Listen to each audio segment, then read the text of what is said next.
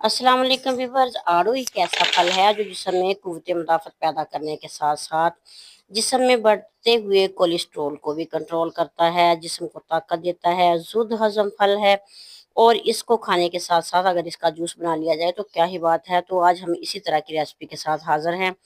हमने आड़ू लेने हैं फ्रेश वाले, ना ही ज़्यादा पक्के होने चाहिए और ना ही कच्चे, दरमियाने साइज के हमने ना आड़ू ले लेने हैं। और ये खट्टा मीठा सा फल बहुत ही मज़े का होता है।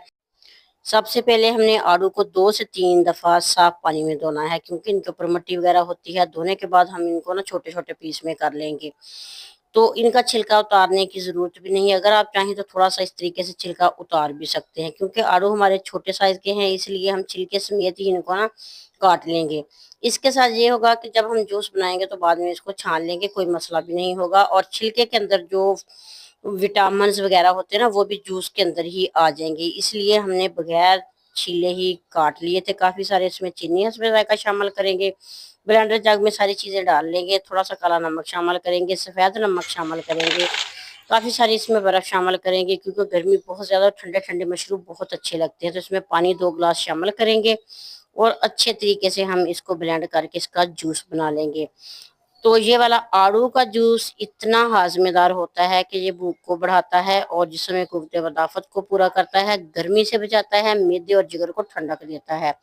तो जब हमने इसको अच्छे तरीके से ब्लेंड कर लिया, फिर हम इसको ना छान लेंगे। छानने से ये होगा कि इसके ऊपर एक झाग है ना, वो भी उतर जाएगी और छिलका भी जो है ना इसका रिमूव हो जाएगा।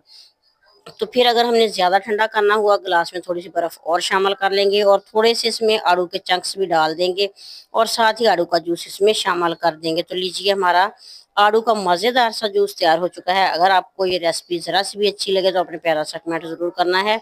और न्यू आने वाले व्यूअर्स को अपने चैनल पे वेलकम कहती हूँ। और आप सबके लिए मेरी दिल दुआ है कि अल्लाह ताला आप सबको अपनी हिफ्ज़-ओ-मान में रखे।